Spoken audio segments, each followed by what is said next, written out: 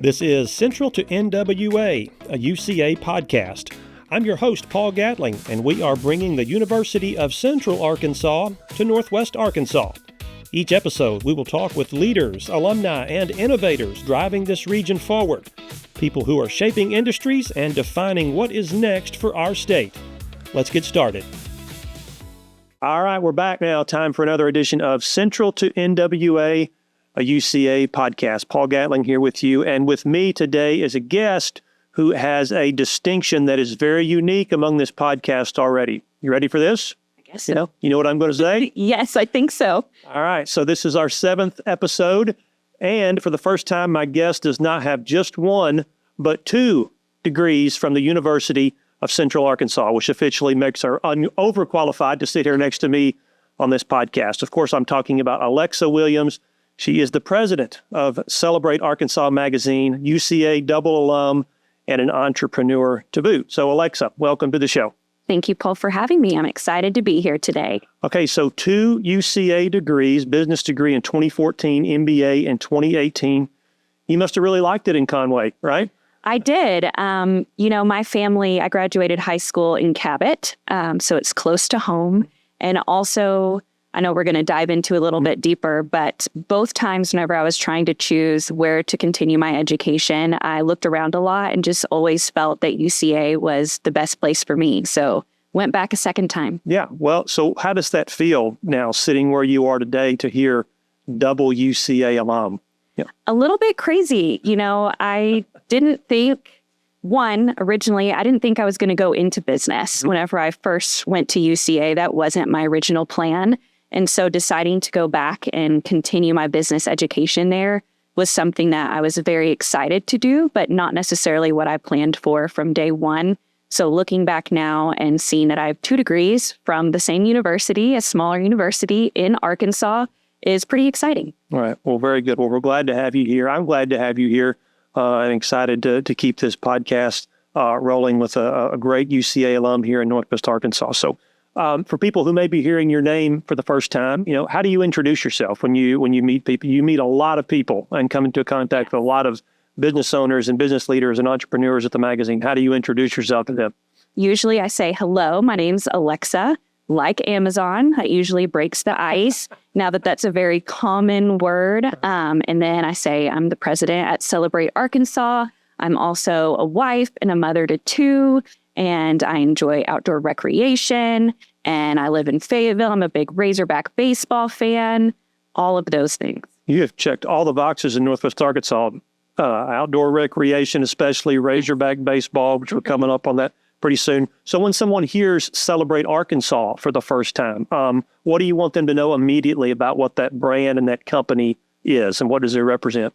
So whenever people initially hear Celebrate Arkansas, especially if you're from the Northwest Arkansas region, you think of a magazine, right? And that is what we are. At our bread and butter is we are a monthly publication. However, what I like to articulate to people is that we're much more than that. We would consider ourselves a public relations entity. We like to be at the intersection of community and business, which is a very unique aspect of what makes Northwest Arkansas so vibrant and what has contributed to its growth over the past few years. So being able to coincide our messaging and our publication with that is really what makes us unique. Yeah, and you've, based in Bentonville, of course, but with a statewide reach through your website and subscriptions, several subscribers throughout the state. So not just Northwest Arkansas. Right. Not just Northwest Arkansas, and actually not just Arkansas itself. Many of our clients and our partners are doing business on a national level. So we do have some reach, not just in the state, but where other companies are headquartered that we may partner with here in a regional capacity. All right. So let's rewind a bit. And we talked about UCA, the path from Cabot to Conway and University of Central Arkansas. What originally brought you to Conway? You said UCA checked a lot of boxes for you. Why did you trust that UCA was going to be the place for you to kick off your professional career after high school? So I knew I wanted to stay in Arkansas. Both of my parents graduated from high schools in Arkansas. We moved around a lot because my dad was in the Army. And then I got to graduate from Cabot. So I wanted to stay in the state, but I didn't exactly know where I wanted to go. So as any good senior in high school does. I went and toured a lot of places with my family, and I really liked the close-knit atmosphere of UCA, plus the campus was very walkable. It's very beautiful. And then to boot, I also was given a scholarship opportunity that kind of sealed the deal for me to go there. When did you move to Cabot? You said the military career, you moved around a lot. When did you move there? I was fortunate to be in Cabot from 4th grade until I graduated high school. Okay, not too bad. So where are some other places that you lived? What was the most exotic location that you lived in America or outside of America? No, I never got to live abroad, unfortunately, but probably the most exotic place would be Washington, D.C. Okay, yeah. And the reason I asked that, one of my best friends, he was a military kid, and he actually, and I met him at my alma mater, Henderson State. He went to high school in Germany. Okay. He's from upstate New York and, really lived all over the place, and now subsequently has high school buddies from all over the world because they all congregated there in Germany. So you studied business, right? Yes. Yep. Yeah, originally I went into UCA studying biology. And then yes, but after 2 years and going through organic chemistry, I decided that I wanted to change course. And at that time was really trying to evaluate what I really wanted to do, what I was passionate about, and what fit for me long term. And the two things that kind of really came to mind is I've always been a people person. I've always been involved in organizations. I've always had a lot of friends. And so business kind of really coincided with that aspect of my life. And then with the thought that I also love creativity and innovation and things like that. And so I felt that business was a good fit.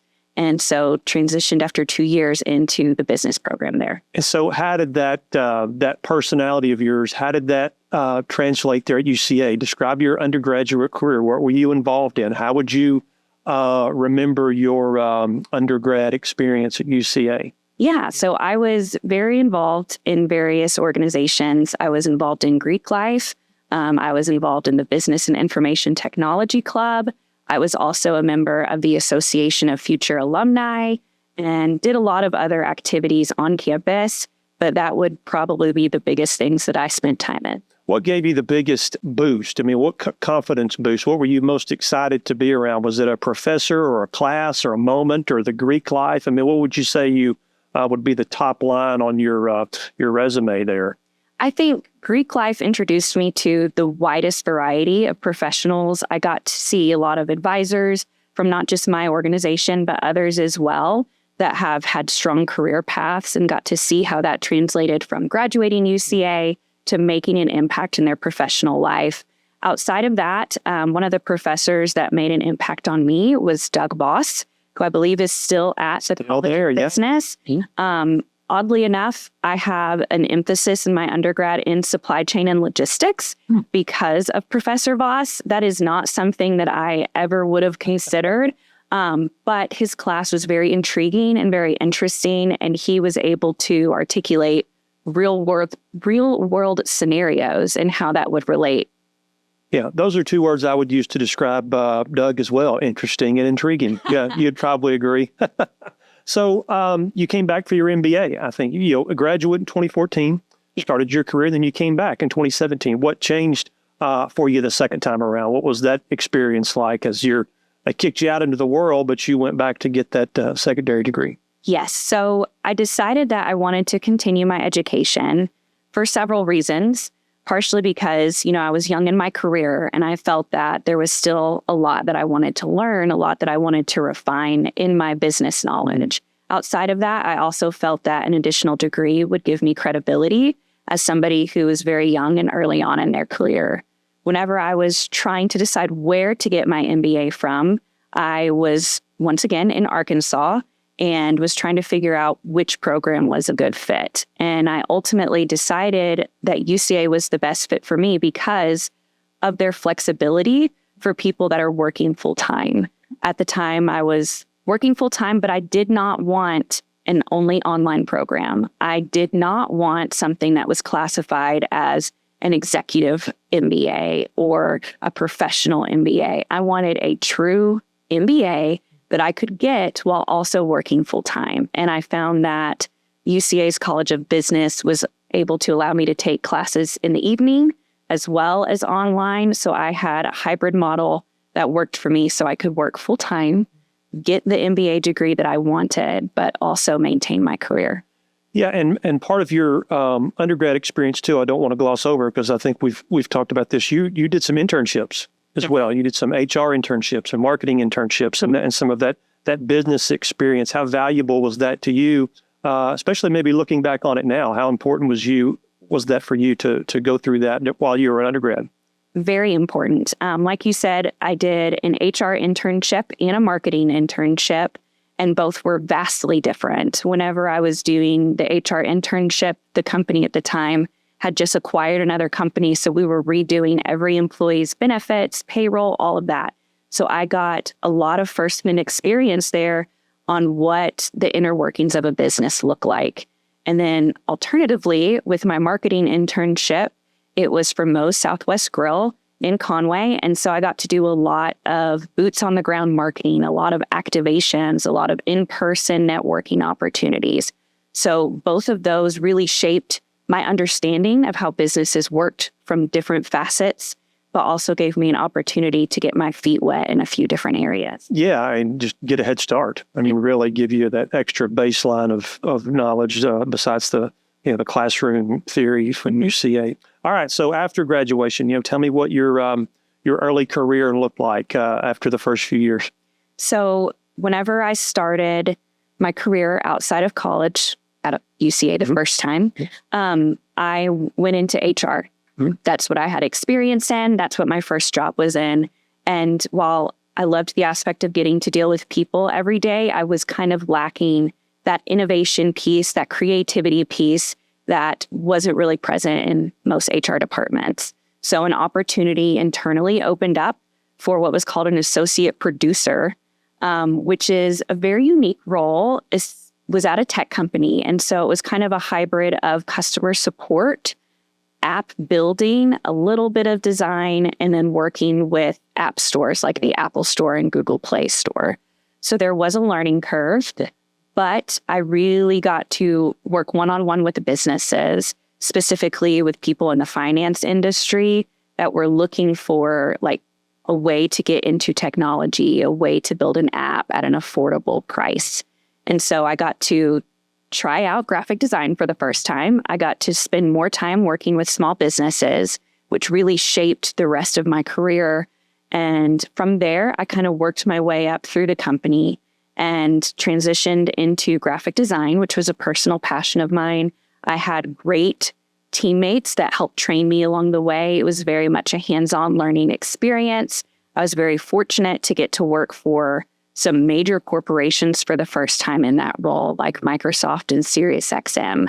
And so that was my first kind of experience working for those top tier level companies that have really high expectations, very rigorous guides and rules and things like that. And so that was fun. And then from there, I really kind of started getting my feet wet with the whole entrepreneur thing. At the time, the company I was working for had acquired a marketing agency. And so I was sitting down with some of those new team members and I was like, I think that this company would benefit from having design and marketing services as its own unit of offering rather than as a secondary service to support development. And so that was the first time I'd ever kind of pitched a new business idea or business model, and it was accepted. And I was able to help drive what that would look like for the company and shape that. And that really was probably the most impactful turning point in my career, was getting to start that division and kind of grow it and shape it into what I thought would be beneficial for our customers or potential customers.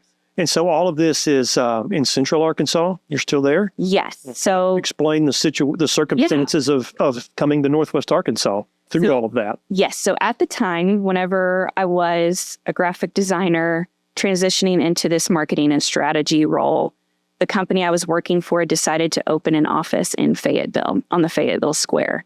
And they were looking for people that were willing to relocate to that location. And we had an office in Conway. We had an office outside of Nashville and Franklin, Tennessee. So there was a conglomerate of people that were coming from the other offices to relocate to Fayetteville to get that one off the ground. And so my husband is also from Arkansas. His family's from the River Valley area. We'd been in Conway for a while, and so we didn't have kids, and we were like, yeah, let's go to Northwest Arkansas. Let's see what it's about.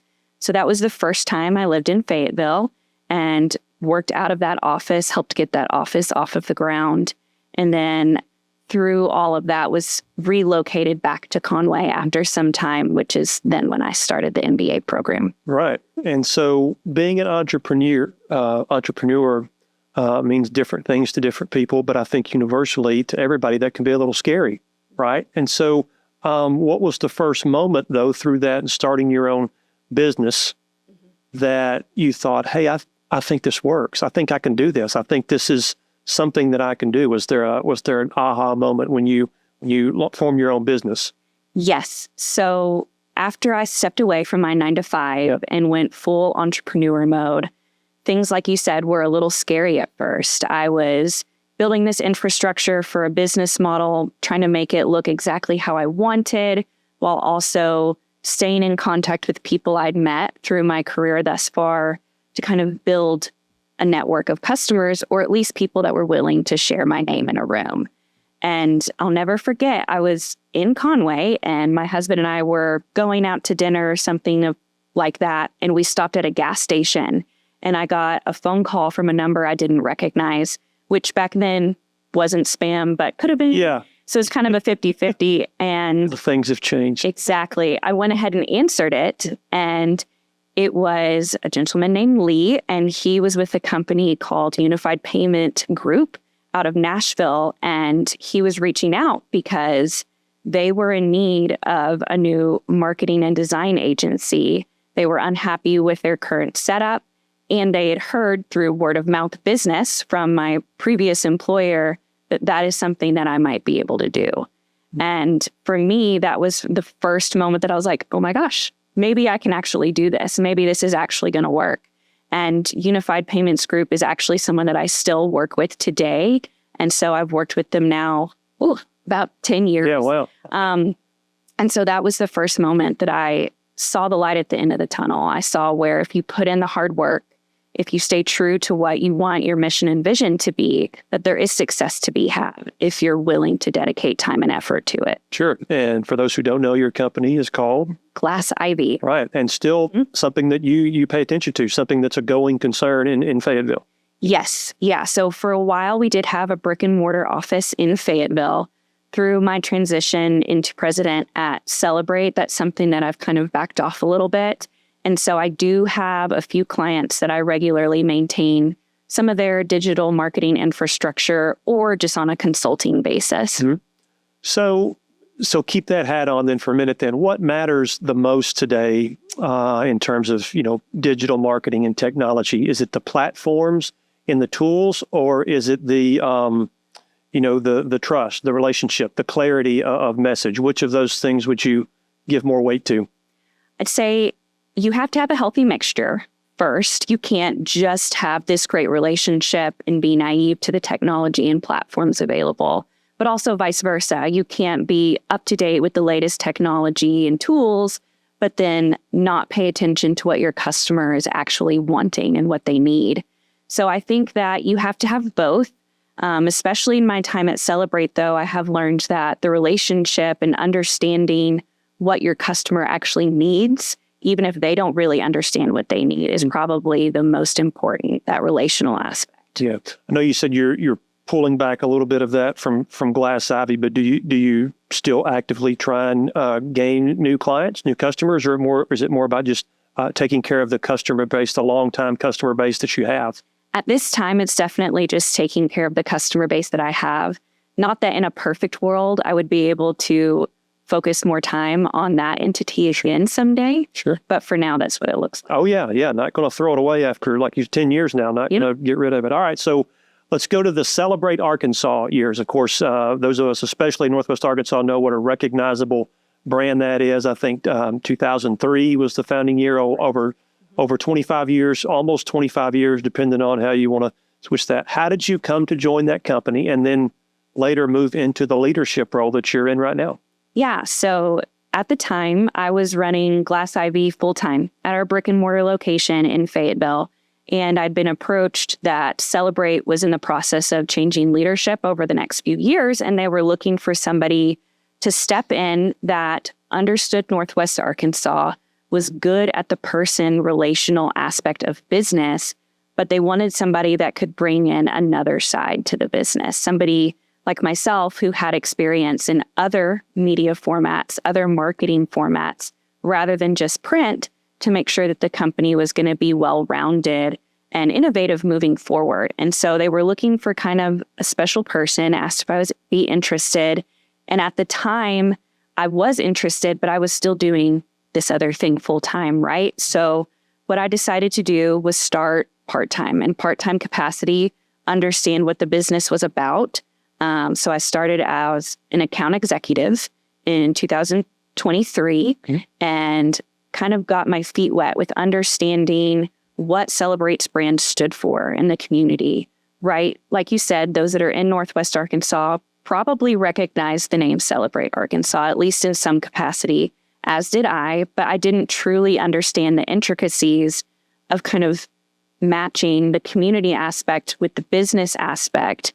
And it's very unique. And it was really exciting to learn that sort of business that is very return on relationship and very engaged in what nonprofits are doing and things of that nature. So it's been a lot of fun.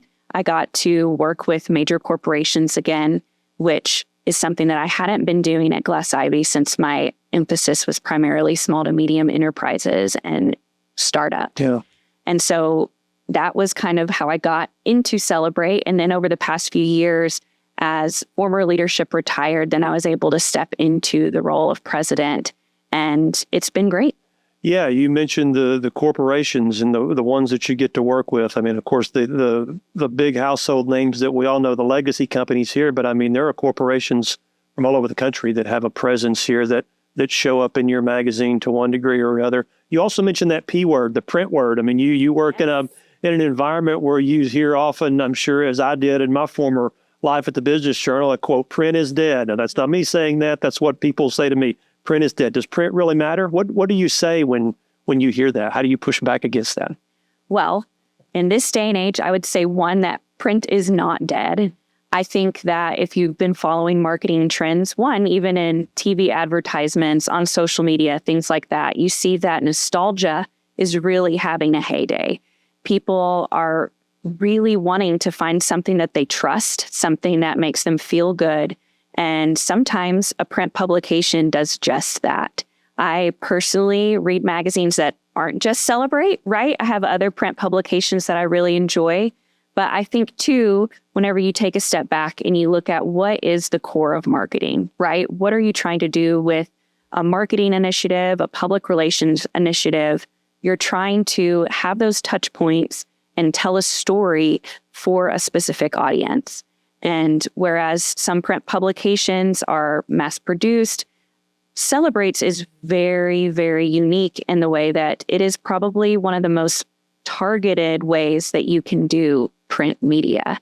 We have a very specific audience.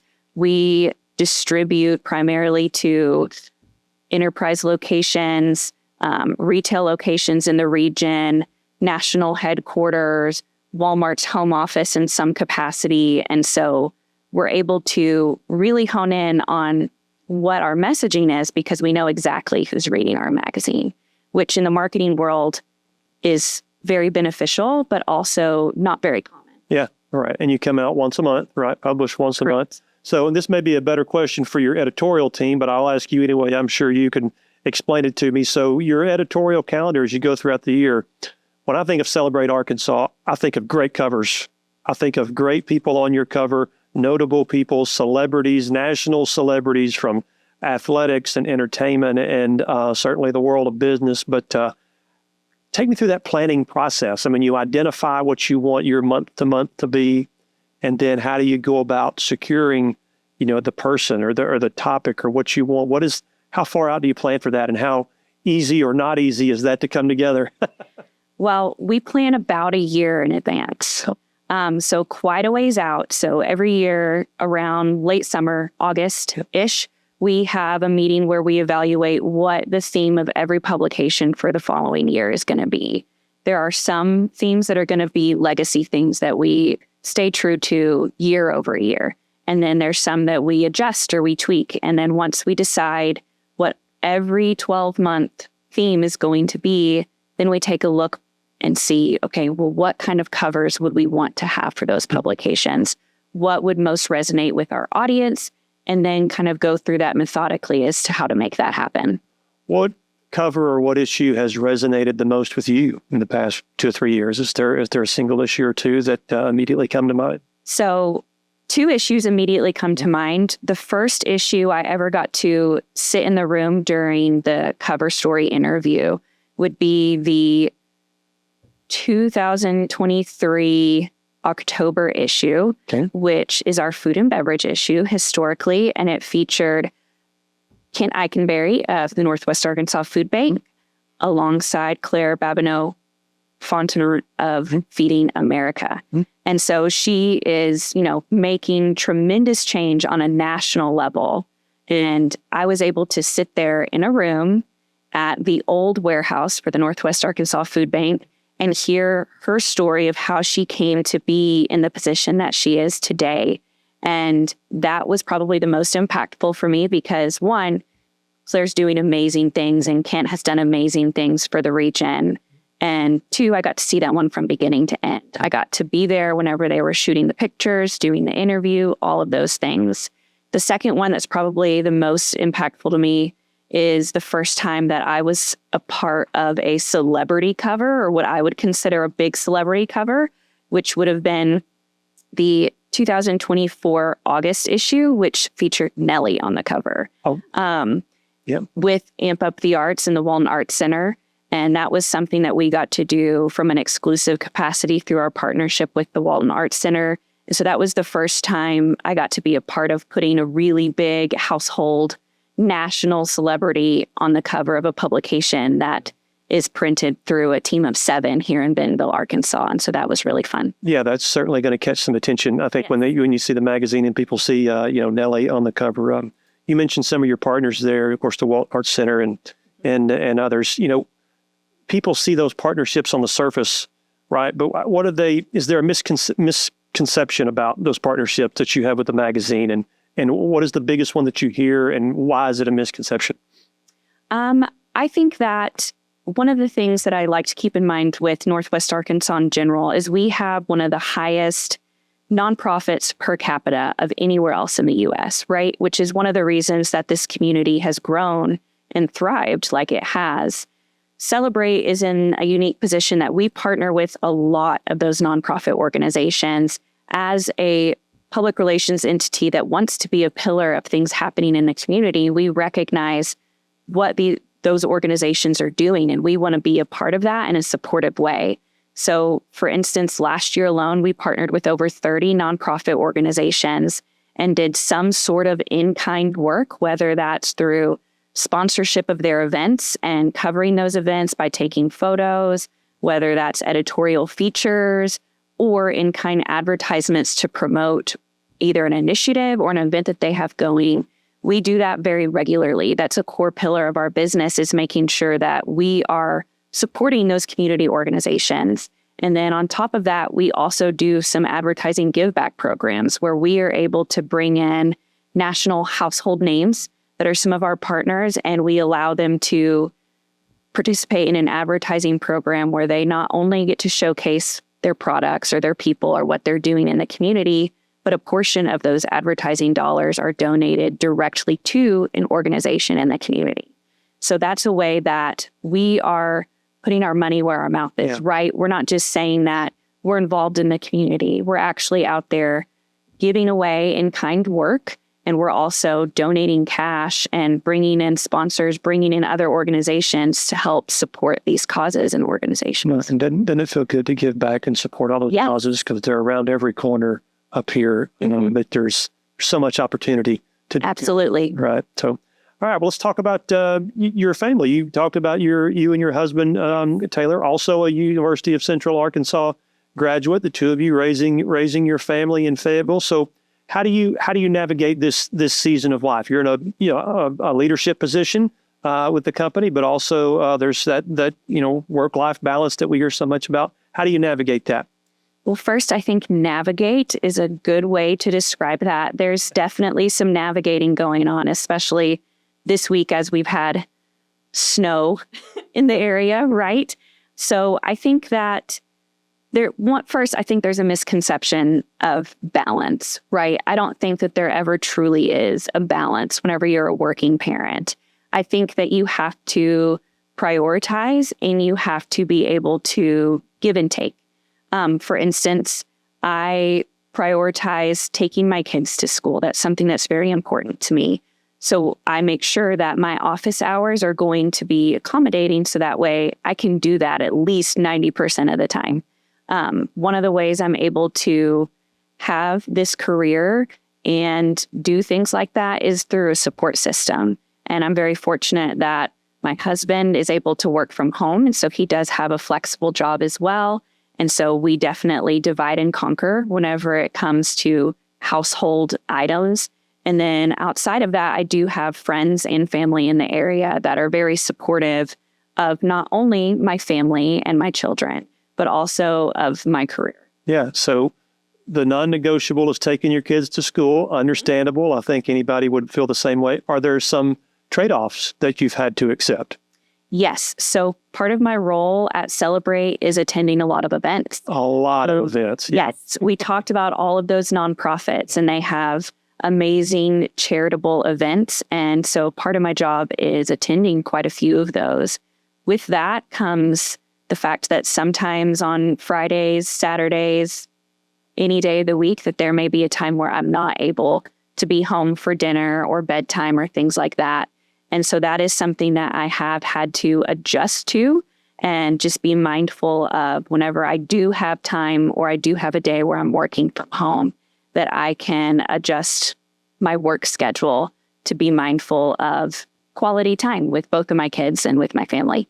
So to me, in other words, it sounds like there's not a normal week for you. Correct. Right. I mean, yes, we are very big on a digital calendar that has everybody's appointments, events, everything mapped out. So that way we try to plan ahead. But no, I would say in my household, at least, we do not have a typical week. Yeah. So, to take your kids to school, let's say, for example, that's a tangible thing that you can control that would maybe inject some normalcy into your week, right? To hold on to this. Is there anything else that you strive to do or want to do each week to just give you something that's, I know this is not going to change from day to day to week? Yeah. In our household, we do Sunday night pizza nights as a family. And so that's something that we do every week if we can. Outside of that, I love reading. And so I like to read with my children. And then my husband and I are both rock climbers. And so we like to try to rock climb either in a gym or outside once a week. Okay, then. A couple questions then. So what's your favorite pizza?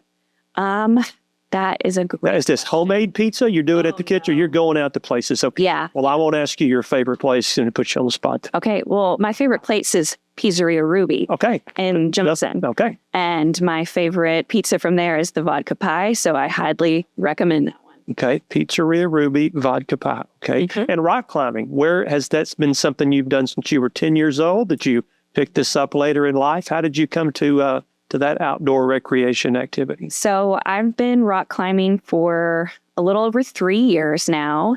And I was introduced to it by a friend who actually introduced me to the owner of a climbing gym through my work at Glass Ivy. And so that was the first time I ever stepped foot in a rock climbing gym and just really took to it. I've always been a very competitive person. And I liked the aspect of with rock climbing, you either complete the route or you don't. There's a very clear win-lose scenario there. And so being able to combine that aspect with just staying physically active and then getting to tie in being outdoors in Arkansas, it's been great. I think if it's a complete it or don't, I definitely want to be inside, not outside trying to climb up the face of the Buffalo River or anything like that. Do you climb outside or is this? Yes. Okay. Yeah. Any accident, any heroic tales, No, not to date, thankfully. My favorite place to climb outside right now is probably Horseshoe Canyon Ranch outside of Jasper. And my family, we like to all go camp out there and then go climb together. So that's really fun. But there's a lot of great places out here in Northwest Arkansas to get outdoors and climb. Yeah, sure. Okay. You mentioned storytelling earlier, and there's a balance of what any media company does and what a publication does. But tell me, why do you think that Arkansas stories, of entrepreneurs, of businesses up here, what you do, why do those stories matter so much right now? I think that anytime you think of Arkansas, especially whenever you're dealing with clients on a national level, there's a misconception about what is available in the area, what type of businesses are in the area, what type of people are in the area. And so I think that it's important to combat that with some of those amazing stories of people that are successful and are doing great things in the community, whether from a personal standpoint, a community organization, or in their professional career. Yeah, because there's people who are coming here from all over the world, right? They're bringing their businesses here and also bringing their families here to grow their companies. And it's not misconception about what people think it is. It's not solely retail, or it's not solely, those legacy companies. Mm-hmm. There's such an environment that continues to evolve around here. Healthcare just being one example of things that are going to have a huge runway for many, many years to come. So in thinking of UCA then and your alma mater, what role do higher education institutions play in strengthening the connection between Central Arkansas, where you were, I'll say, raised, since you moved in the fourth grade? Right. You were raised in Central Arkansas, went to school there, started your career, but now you're in Northwest Arkansas. What role do colleges play in bridging the gap, the connectivity gap between Central Arkansas and Northwest Arkansas? I think that my time at UCA and in Central Arkansas specifically really helped me understand what I wanted, right? The things that I loved about Conway specifically, since I lived there and went to school there twice, was the aspect of community and how the city as a whole was trying to grow, whether from an infrastructure standpoint, adding more parks, more bike trails, having activities downtown, things like that. Those are all things that were very attractive to me. And so I learned through my time at UCA and through my time in Conway, that is something that I wanted for me and my family. And then also business opportunities, because I saw that being from a small town in Central Arkansas, that there was, there's the companies that you think of that are headquartered in Little Rock or headquartered in Conway. But until you're a part of that community, you don't really understand all of the other small businesses that are part of that ecosystem. Mm-hmm.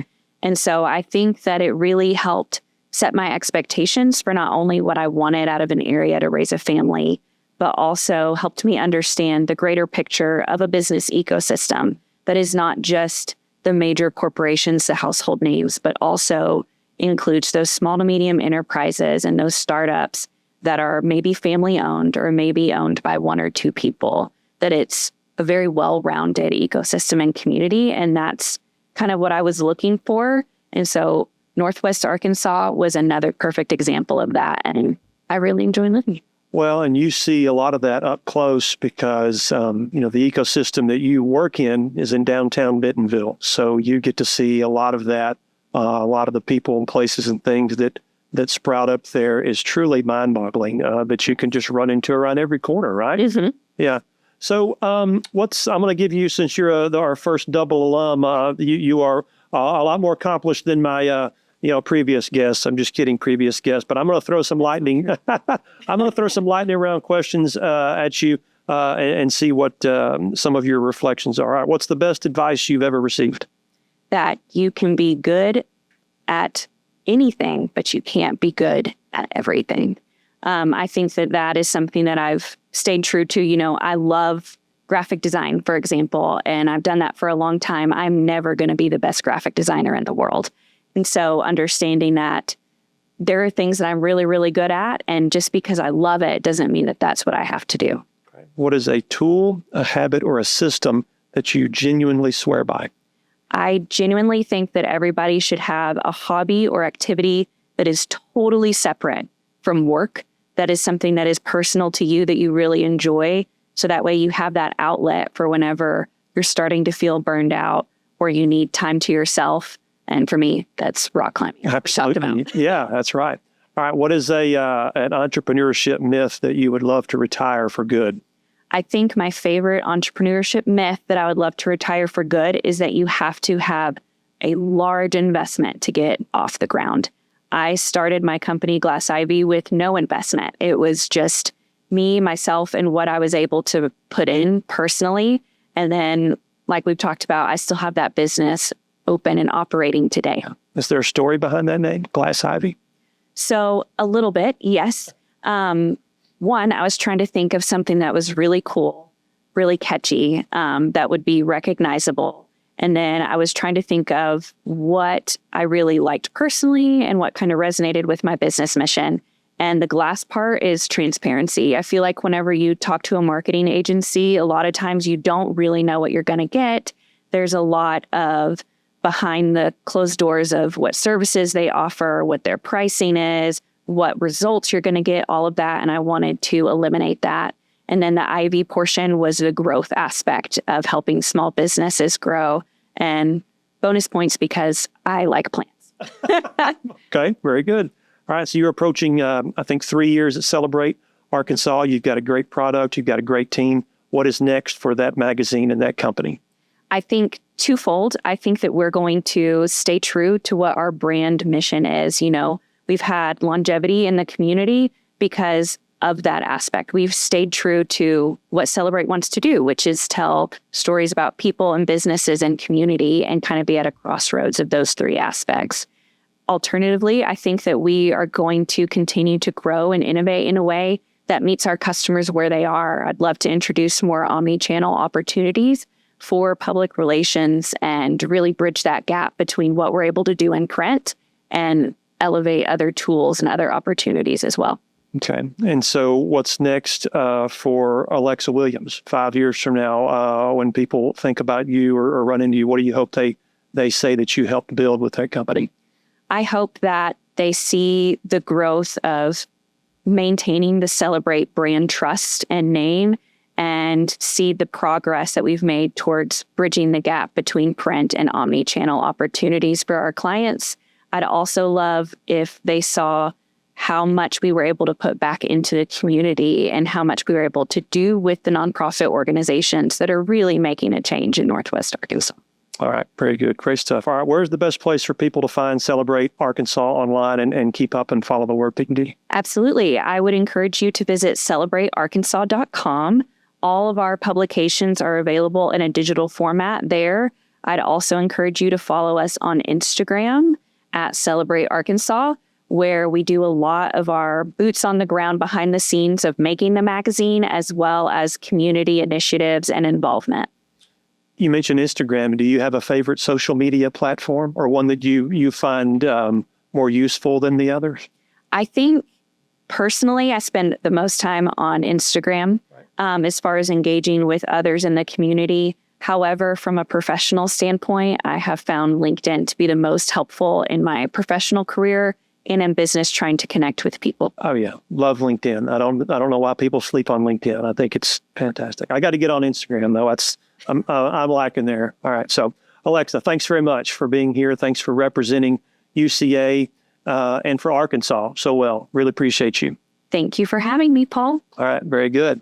And that's it for this edition of Central to NWA. We appreciate you tuning in. Until next time, go Bears. That's it for this episode of Central to NWA, a UCA podcast. I'm Paul Gatling, Senior Director of Northwest Arkansas Engagement for the University of Central Arkansas. Be sure to subscribe to the show and follow UCA on all the appropriate social media. I'll see you next time on Central to NWA.